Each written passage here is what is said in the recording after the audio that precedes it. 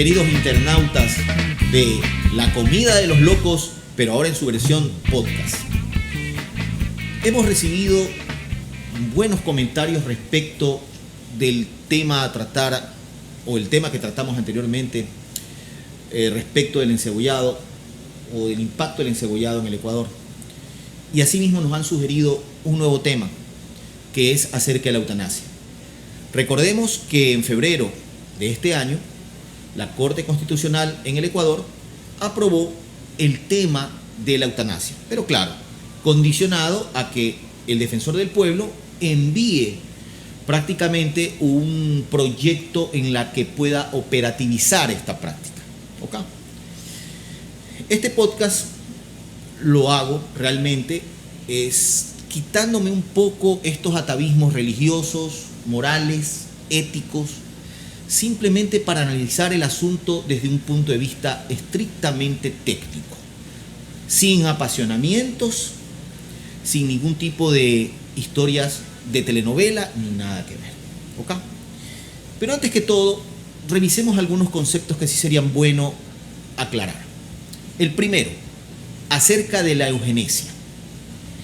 Y revisaremos que la eugenesia es un tipo de eutanasia que se diferencia de esta en que la primera busca directamente la muerte a un no nacido, entre comillas, aborto, o a un recién nacido disminuido, o, entre comillas, no agraciado, según algunos.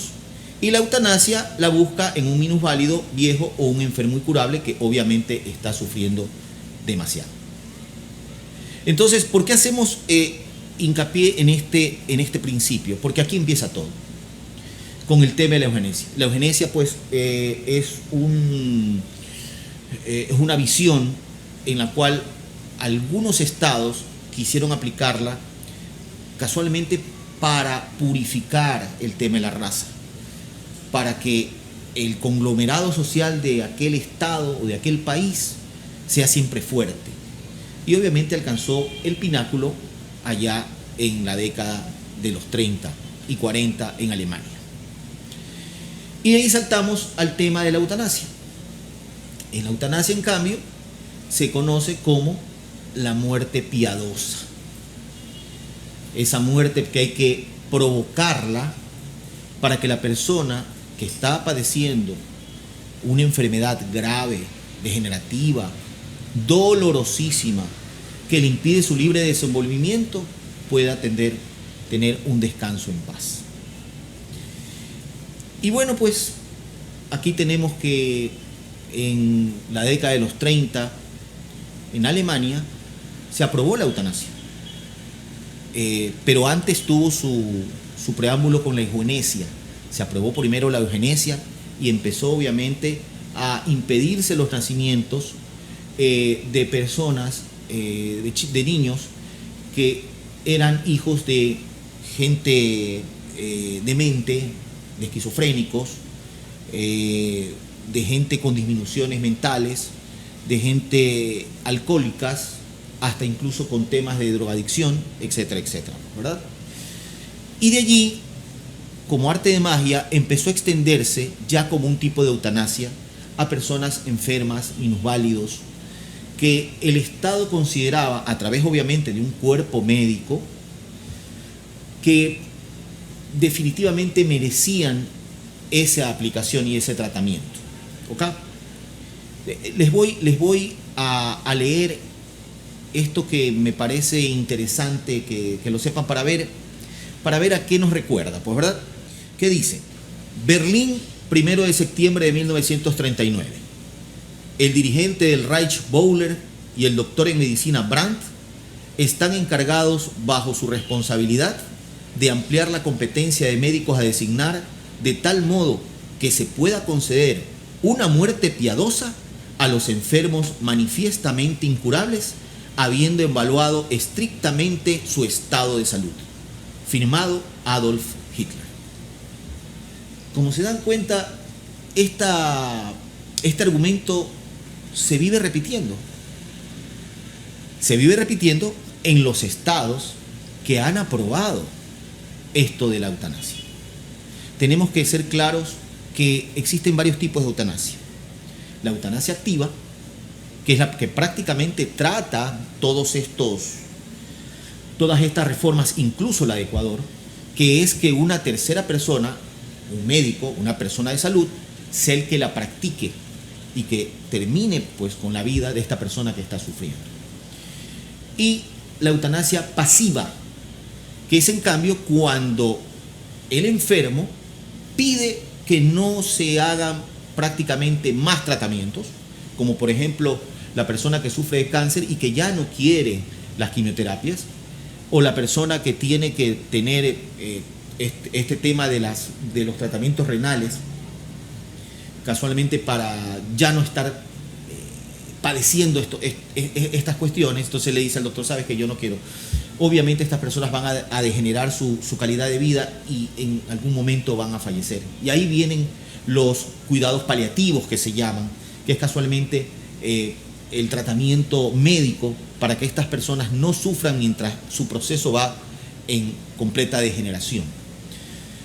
Y en la parte de la eutanasia activa tenemos que esta puede ser voluntaria o avoluntaria. La voluntaria es cuando el enfermo, a viva voz y bajo su propia conciencia, le pide al médico que termine con su vida. Y la avoluntaria es cuando el que padece estos problemas no está con conciencia, es decir, puede estar intubado, puede estar en coma, no sabemos, pero no depende ya de él, depende de la tercera persona que se va a hacer cargo de, obviamente, del enfermo y de su decisión de vive o muere. ¿Okay? Teniendo esto pues en perspectiva, vemos que nuestra Corte Constitucional, y yo supongo también que los parlamentos y las cortes que aprobaron en otros países el tema de la eutanasia, quizás se dejaron llevar por cuestiones muy sentimentales, que es un ámbito en el cual estos organismos no pueden bajo ningún concepto basar una decisión, porque estarían obviamente errando y estarían creando un pésimo precedente. Y aquí nos vemos pues abocados en decir cuáles son estos países donde se han aprobado el tema de la eutanasia, pues. Y estos son los que aparecen en pantalla: Países Bajos, Bélgica, Luxemburgo, Canadá, los estados de Victoria y Western en Australia, España, Colombia, Ecuador, Nueva Zelanda, Portugal. Y en cambio, una modalidad que prácticamente va a tener el mismo efecto es el tema del suicidio asistido, pero el suicidio asistido respecto de que sea un profesional de la salud que ayude a la persona a suicidarse. Y estos países son Suiza, Países Bajos, Luxemburgo otra vez, Canadá, los estados de Victoria y Western en Australia, algunos estados de los Estados Unidos como Oregón y California, España y Alemania. Entonces, vemos que prácticamente aquí mezclamos situaciones muy subjetivas. El tema del sufrimiento, concepto en sí del sufrimiento. Existe una persona que le dio tuberculosis, se me escapa el nombre, quizás aquí en la claqueta la vamos a poner,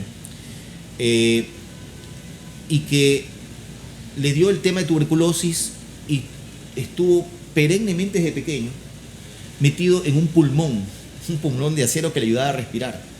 Y este señor se graduó de profesional en la universidad y actualmente, bueno, ha vivido mucho tiempo y sigue en su dolencia sin poderse mover, pero su decisión nunca fue pedir la eutanasia. Interesante, ¿no? Siempre la eutanasia va a ser un tema personal. El peligro es que de ser un tema personal pase a ser un tema de Estado, como ya lo vimos en la Alemania de la década del 30, que pase a ser un tema estatal, un tema de política de Estado. ¿Quién sirve para el Estado y quién no? Ahora bien, ¿qué le pasó a la Corte Constitucional en el Ecuador? Pues bien, existen principios y derechos fundamentales que están perfectamente definidos en en el conglomerado legal universal. Y estos principios y derechos fundamentales, como por ejemplo el de la libertad, como por ejemplo el de la vida, tienen una característica: son irrenunciables. Son irrenunciables. Vámonos a un aspecto mucho más amable, el aspecto laboral. Dicen las normas en Ecuador y en muchas partes del mundo que los derechos laborales son irrenunciables. ¿Qué significa esto? Que una persona no podría trabajar más de las horas que dice el Estado que una persona está capacitada para trabajar. Pero ¿y qué pasa? Que por conseguir trabajo un individuo y por su supervivencia, porque si no trabaja no gana dinero y por ende no sobrevive, resulta que acepta trabajar más de las horas sin que le paguen ese extra. No puede, porque no puede renunciar a su derecho. Traspolemos ese ejemplo ahora al derecho a la vida. La persona dice: quiero morir. La persona individualmente puede decidir sobre su vida. Obviamente puede decidir sobre su vida. Puede en algún momento atentar contra su propia vida, no comer, no tomar los medicamentos, y lo más probable es que esta persona, si es una enfermedad terrible, vaya a morir. Pero el Estado no se puede prestar a hacer que el individuo renuncie a los derechos, so pretexto del sufrimiento, porque volvemos a caer en lo mismo. Volvemos a caer en conceptos un tanto subjetivos.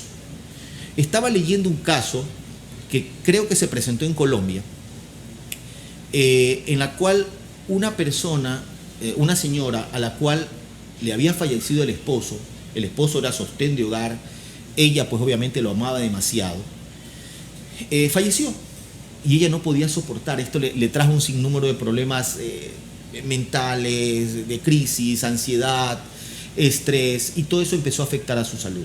La vida, según ella, ya no era vida. ¿Y qué hizo? Solicitar, obviamente, la eutanasia. ¿Por qué? Porque definitivamente ella no podía seguir con su vida. Obviamente le negaron, porque ella no es que era una enferma que si no tomaba las medicinas iba a morir. No, ella apelaba al sufrimiento y que esto le daba una mala calidad de vida. Al final solicitó el tema del auxilio al suicidio, que no es lo mismo, pero por ahí están entrelazados. Entonces ese es el problema, de que el Estado se meta a pensar con el hígado y no a pensar con el cerebro, y a pensar más que todo con lo que está escrito, que es nuestra Constitución, que es nuestros postulados fundamentales, es nuestro contrato social en el cual todos nos pusimos de acuerdo para estar ahora en lo que se llama Estado. No podemos ahora empezar a buscar excepciones, aún más basadas estas excepciones en temas muy sentimentales. ¿Qué es lo que sí debería hacer el Estado? Lo que debería hacer el Estado es obviamente apoyar a estas personas que están en estas circunstancias de estricto sufrimiento, a darle elementos paliativos que puedan hacerles sobrellevar ese sufrimiento y que no sufran. Eso es costoso, eso cuesta, pero el Estado lo tiene que hacer. No simplemente decir: ¿sabes qué? Como yo no quiero pagarte, ya si te quieres morir, te puedes morir. No se trata de eso. Se trata de conservar los principios, y ese es un derecho fundamental, el de la vida. Mucha gente quizás, obviamente no digo que exista dolor en la tercera persona que cuida a un pariente que está en una situación calamitosa. No digo que no sufra, sufre, por supuesto que sufre verlo todos los días así, pero también sufre el hecho de que no tiene quien acudir, el hecho de que el bolsillo no alcanza, y el hecho de que los estados no apoyan a estas personas. Por eso es que luego se toman esas medidas y dicen: sabes que yo pido la eutanasia para esa tercera persona porque está sufriendo, estamos sufriendo, no hay cómo conllevarlo. Y prácticamente pues eso es lo que conlleva quizás a que estos desenlaces ocurran. En conclusión, aterrizando la idea, definitivamente es mi postura, es equivocado aprobar este tipo de prácticas, al menos en el Ecuador, porque estamos yendo y estamos aceptando que derechos fundamentales puedan renunciarse. Y eso es una característica inherente a lo que es los derechos fundamentales de los individuos. Son consustanciales. Mañana yo renuncio a mi libertad porque me están pagando, no sé, $500,000 y con eso mi familia va a estar muy bien. No se puede renunciar a esos derechos. ¿Ok? Entonces con esto pues obviamente damos por terminado este podcast. Espero pues que yo sé que esto va a dar mucho de qué hablar y espero tus comentarios. Nos vemos, queridos internautas. Hasta la próxima.